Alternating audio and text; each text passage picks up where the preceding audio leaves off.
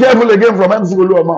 He should run away, abstain himself away from the musician, which is Kwan. Wasiu Ayinde, because these people did not know where they are going. Wòlíì Tibetan ti fi àwọn ọ̀rọ̀ ìran kan ránṣẹ́ sí President Bola Tinubu nípa MC Oluomo àti Wasiu Ayinde Quam 1.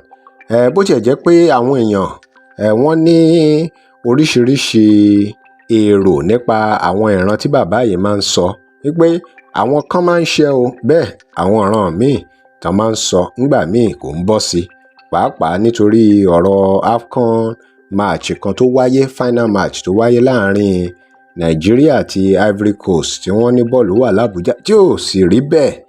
Àmọ́ ṣe mọ̀ pé ọ̀rọ̀ wòlíì ńgbà míì Ọlọ́run nìkan ló mọ ohun gbogbo.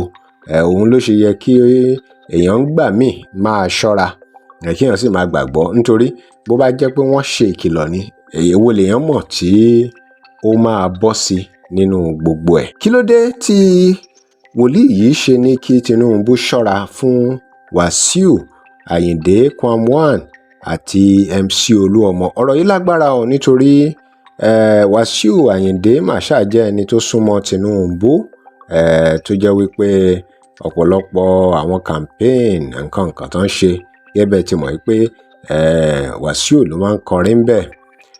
Oluomo wá ń kọ́, ọ̀pọ̀ èèyàn náà ló mọ bí Oluomo ṣe súnmọ́ ààrẹ Tinubu tó, ṣùgbọ́n ṣe mọ̀ pé àwọn ọ̀rọ̀ kan ti ń dìde lẹ́nu ijọ́ mélòó yìí. Àwọn méjèèjì náà ni wọ́n ti ní àwọn gbọ́nmi-sí-omi òtó kan pẹ̀lú àwọn èèyàn, irú èyí tó ṣẹlẹ̀ sí Wasiu tó jẹ́ pé àwọn èèyàn sì ń sọ̀rọ̀ ẹ̀ lọ báyìí náà ní ti Kúnlé Ayọ̀nlọ́wọ́ tí ó ní òun bá a ṣiṣẹ́ fún 32 years, òun ò rí nǹkan gbé ṣe, òun ò kọ́lé, ó tún kó pálí àwọn lọ́wọ́, tí àwọn onílù tó kù náà táwọn náà ń bọ́ta, àwọn tó ti bá ṣiṣẹ́ rí tó ń bọ́ta tó ní kálukú ń sọ gbogbo èrò tí wọ́n ní nípa gbogbo ìrírí tí wọ́n ní nígbà tí wọ́n bá ṣiṣẹ́.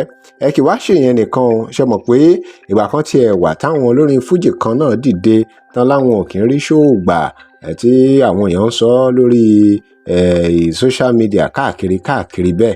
Ṣé èyí wá lè jẹ́ lára àwọn ìdí tí ìran yẹn fi jáde pé kí President Tinubu kí wọ́n ṣọ́ra fún Wasiu Ayinde gẹ́gẹ́ bí bàbá Tibetan ṣe sọ?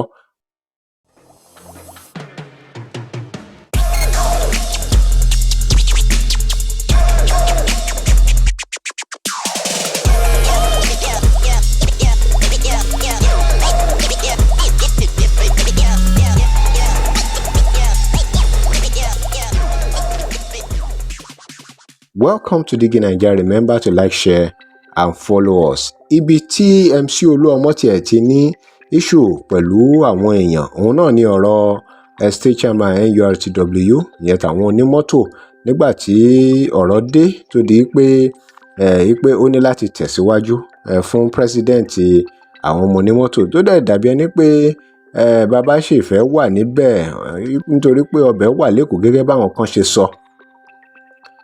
Tó di pé ó di pé káwọn èèyàn bẹ̀rẹ̀ sí sọ oríṣiríṣi àṣírí ń tú lọ́tún lósì, pé kò fẹ́ fi ọ́fíìsì lẹ̀ àti bẹ́ẹ̀ bẹ́ẹ̀ lọ. Ṣùgbọ́n ní báyìí náà ohun gbogbo tí ohun táwọn èèyàn ń gbọ́ náà ni pé incoming ni MC Oluomo, incoming náà ni Tafasego tó fẹ́ jẹ́ chairman, incoming president ni MC Oluomo. Ìgbà tán máa jẹ́ chairman gangan àti president gangan òun làwọn èèyàn ń retí báyìí. Àmọ́ ṣé gbogbo èyí ó ní ṣe pẹ̀lú ìran tí wòlíì Tibetan sọ wípé kí President Tinubu ṣọ́ra fún àwọn méjèèjì yìí? Ohun tó dájú náà ni pé àwọn méjèèjì yìí, MC Oluomo àti Wasiu Ayinde, wọ́n jẹ́ èèyàn tó súnmọ́ Tinubu. Kí wá ló wà ní ìdí ìran tí wòlíì Tibetan rí nípa àwọn méjèèjì tí wọ́n rí nípa Tinubu, pé kí ààrẹ Tinubu ṣọ́ra o, kan ṣọ́ra fún àwọn méjèèjì? Kí ló lè fà á? Kí ló bá ìran yìí wá? Ẹ já gbọ́ bí wọ́n ṣe ṣe ìkìlọ̀ náà lẹ́ẹ̀kan sí. Ẹ já gbọ́. You should be very careful again from MC Oluomo. He should run away, abstain himself away from the musician, which is Wasiu Ayinde, because these people did not know where they are going. We have bigger job for Tinubu than to say he's wanted to do any transaction with anybody. And then tó ẹ̀yin èèyàn wa kí lè ròyìn lórí ìran tí bàbá yìí sọ fún ààrẹ Tinubu nípa àwọn méjèèjì yìí, MC Oluomo àti Wasiu Ayinde. Ẹ drop comment yín, remember to like, share and follow us. Thanks for watching.